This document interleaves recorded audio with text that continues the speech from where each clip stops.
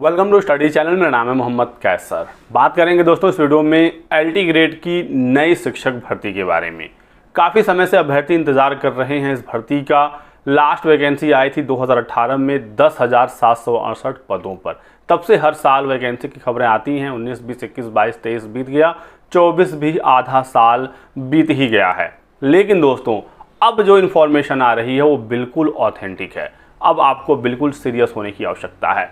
LT grade भर्ती आने जा रही है, ये जानकारी हमें प्राप्त हो गई है। यूपीपीएससी से बहुत ही जल्द एक नया एग्ज़ाम कैलेंडर आपको देखने को मिलेगा। खबर है कि 10 जून तक या इससे पहले ही ये नया एग्ज़ाम कैलेंडर वेबसाइट पर अपलोड हो जाएगा। आजकल में भी हो जाए तो कोई बहुत बड़ी बात नहीं होगी। तो नया एग्ज़ाम कैलेंडर में बहुत सारी परीक्षाओं के बारे में आपको जानकारी मिलेगी। जो परीक्षाएं स्थगित हो गई थी आरओ 2023 पेपर लीक की वजह से, जब इसका प्री रद्द हुआ तो इसका मेंस भी स्थगित हो गया। पीसीएस की परीक्षा स्थगित हो गई, अन्य जो परीक्षाएं स्थगित हुई हैं, तो पूरा एग्ज़ाम कैलेंडर रीस्ट्रक्चर हो रहा है।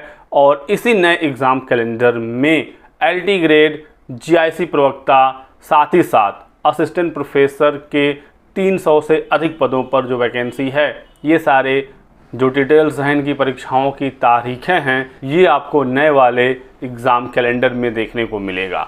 तो हम लोग मेनली फोकस करेंगे इस वीडियो में एलटी ग्रेड के बारे में, क्योंकि दोस्तों एक और जानकारी हमें प्राप्त हो रही है सूत्रों के हवाले से। बहुत ही विश्वसनीय सूत्रों के हवाले से ये जानकारी मिल रही है कि जो इस बार पद होंगे एलटी ग्रेड की नई भर्ती में, वो काफ़ी अच्छे खासे होंगे। न्यूज़पेपर के माध्यम से आपने देखा ही होगा कि 6,000 पदों का अधियाचन यूपीपीएससी को मिला हुआ है। लेकिन दोस्तों ये अधियाचन प्राप्त हुई यूपीपीएससी को काफ़ी समय हो गया। समय क्या कहें, सालों बीत गए। इस बीच में बहुत सारे नए पद रिक्त हुए हैं, कुछ नए अधियाचन भी प्राप्त हुए हैं। तो जो नई भर्ती होगी इसमें पद काफ़ी अच्छे खासे होंगे। और पिछली भर्ती जो थी 10,768 पदों पर, उसी के आसपास। तो आप सोच सकते हैं कि कितनी बड़ी भर्ती ये होने वाली है। तो आप लोग अब सीरियस हो जाइए, लगकर अपने एग्ज़ाम की तैयारी करिए। बहुत ज़्यादा परेशान मत होइए कि क्या होगा क्या नहीं होगा, इस साल भी क्या वैकेंसी नहीं आएगी, पिछले साल जैसा क्या ये साल भी बीत जाएगा। तो दोस्तों अधियाचन प्राप्त है, देर सवेर विज्ञापन आना है। समकक्ष अर्हता वाला जो मामला था बीएड की अर्हता को लेकर, वो मामला क्लियर होता हुआ दिख रहा है। और आप लोग जग जाइए, आज से तैयारी शुरू करिए। पिछली बार आपको पता होना चाहिए कि 3,500 से 4,000 पद खाली रह गए थे 2018 वाली एलटी ग्रेड में, क्योंकि जो मिनिमम पासिंग मार्क्स है यूपीपीएससी का, उसे छात्र पार ही नहीं कर पाए थे। इस बार हालांकि ऐसी स्थिति नहीं होगी, क्योंकि काफ़ी लंबे समय से भर्ती आई नहीं और कंपटीशन काफ़ी तगड़ा होने वाला है। बीएड वगैरह छात्र कर काफ़ी लंबे समय से इंतजार कर रहे हैं नई भर्ती का। कुछ स्टूडेंट ये भी पूछ रहे थे क्या एग्ज़ाम पैटर्न में बदलाव हो रहा है एलटी ग्रेड में। तो बिल्कुल बदलाव हो रहा है। आपके एग्ज़ाम में अब प्री और मेंस देखने को मिलेगा। मैंने पहले ही बताया था, अब ये आप बिल्कुल क्लियर समझ लीजिए कि प्री और मेंस होगा। यूपीपीएससी के अध्यक्ष साहब ने खुद कहा था कि हम किसी भी भर्ती को अब एक चरण में कंप्लीट नहीं करेंगे।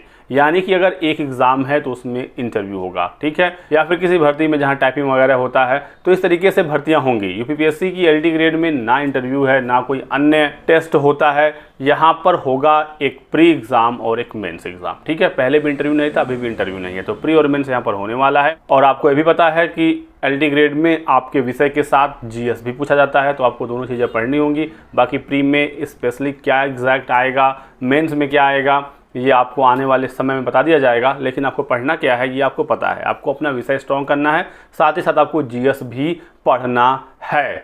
आयु सीमा आपको पता ही है, 21 से लेकर 40 साल होता है सामान्य वर्ग के अभ्यर्थियों के लिए। बाकी रिजर्व कैटेगरी को अपर एज लिमिट में छूट मिलेगी, जो उत्तर प्रदेश के छात्र होंगे। और योग्यता ग्रेजुएशन प्लस बीए, ठीक है। संबंधित विषय में ही आपका स्नातक होना चाहिए और बीएड होना चाहिए। जैसे कि मान लीजिए आपको हिंदी से एलटी का शिक्षक बनना है, तो आपके ग्रेजुएशन में बीए में हिंदी होना चाहिए कम से कम 2 साल तक, ठीक है। परसेंटेज की कोई बाध्यता नहीं है कि इतना ही परसेंट आपका बीए में हो। लेकिन यहाँ पर एलटी हिंदी के लिए एक स्पेशल बात ये होती है कि आपका इंटरमीडिएट में भी संस्कृत एज अ सब्जेक्ट मांगा जाता है और बीएड आपका होना चाहिए, ठीक है।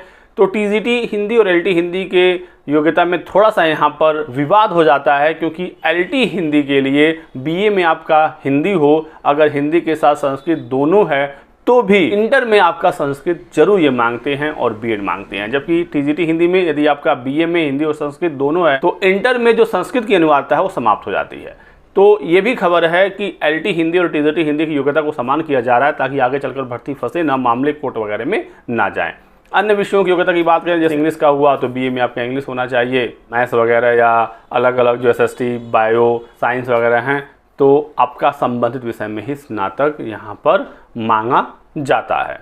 बाकी एग्ज़ाम कैलेंडर का इंतज़ार आपको है ही, मुझे भी है, ताकि एग्जैक्ट चीज़ें देखी जाएं कि क्या कब होने वाला है, और जब नया विज्ञापन आएगा तो उसमें जो भी बदलाव होंगे, जो भी उसमें चीज़ें होंगी, आपको अच्छे से डिटेल में बताई जाएंगी। इस साल 2022 की TGT PGT का भी परीक्षा होना है, तो आप लोग उसके लिए भी तैयारी बिल्कुल करते रहिएगा। एग्ज़ाम में डिले हो सकता है, लेकिन इस साल आपका एग्ज़ाम करा लिया जाएगा। सितंबर नहीं तो अक्टूबर नवंबर तक ही, लेकिन एग्ज़ाम आपका इसी साल होना है। शिक्षा सेवा चयन आयोग से आप ज़्यादा उम्मीद इस साल मत करिएगा। 2022 की असिस्टेंट प्रोफेसर और 2022 की TGT PGT की परीक्षा हो जाए इस साल, वही ज़्यादा है। जो भी नए विज्ञापन है, चाहे वो UP टेट हुआ या TGT PGT हुआ या फिर असिस्टेंट प्रोफेसर की भी एक नई भर्ती होनी, ये सारी चीज़ें अगले साल ही निकल सकेंगी। तो ये रहा आज की वीडियो में कुछ महत्वपूर्ण अपडेट। वीडियो को लाइक करिएगा, चैनल को सब्सक्राइब कर लें और हमारे साथ बने रहें। Thanks for watching.